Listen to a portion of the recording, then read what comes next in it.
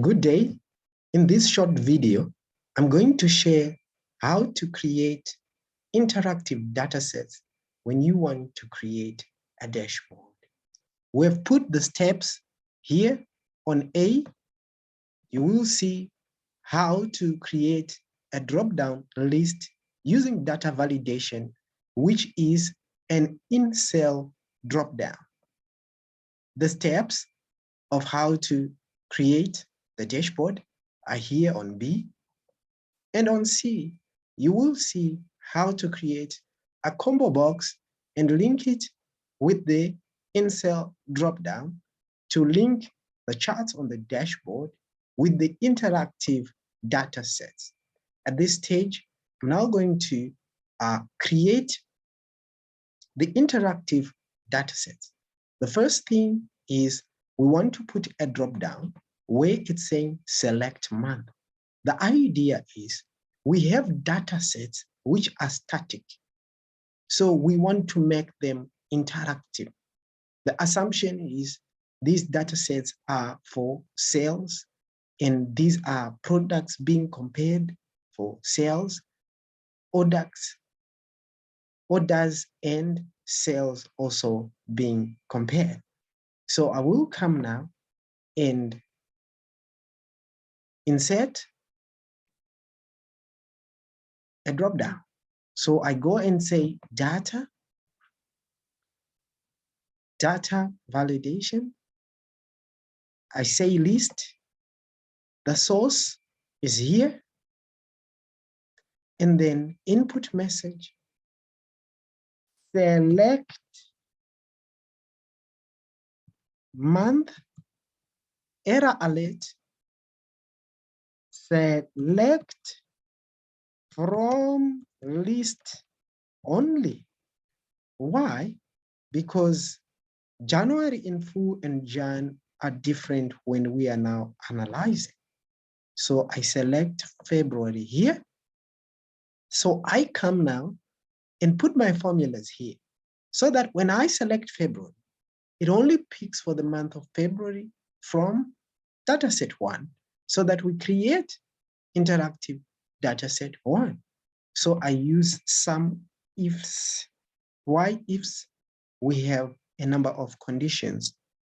If we have one condition, so I come and say some ifs, and then the sum range, the cells, control shift down arrow, and I lock with F4.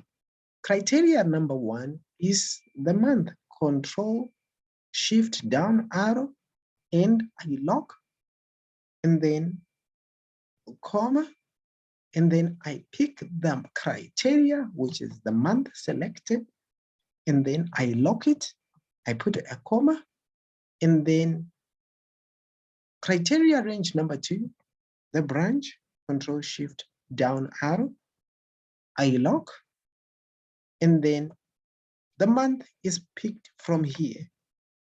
So I don't lock anything because I'll be going down. Relative referencing will work. So I double click in the corner, boom, there we have it. I come and say January, it's happening. March, it's happening. So I come to the second one, sum ifs, and then the sum range is here, control shift down arrow. Take note, I will move from product A to product B, right? From L to M, right? So I only lock the rows so that when I go down, we do not go down, right? So we come here and lock 18 and 29, perfect. Criteria range number 1, the month, control shift down arrow, we lock, and then the month is defined here and we lock it.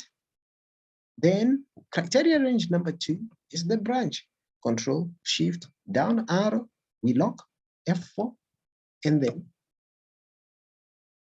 the criteria is the branch here, we click it. When I move from product A to product B, I should remain in column K. So I lock K there. and enter. I drag across and I drag downwards. There we are. It's happening. January, there we go. February, there we go. The last one equals Sumifs. The sum range is here. Same as the previous one. We're only locking the rows. Why? Because when we move from T to U, from orders to sales, we should also move what? The sum range. Perfect. Criteria range number 1, month, Control Shift, down arrow. We lock, and then the criteria is defined here, and we lock. Then criteria range number 2, Control Shift, down arrow. We lock again, and then the criteria is defined by these branches. So we lock yes, we close bracket, enter, we drag across, we double click in the column. There we have it. I want to show the formulas here. I come and say the first formula equals formula text. I pick there we go. The second one equals formula text. There we go. The third one equals formula text. There we go. And then we come here. We then hit the format painter. I click there, and escape. So basically, this is how we create the interactive data sets. You can check on our channel.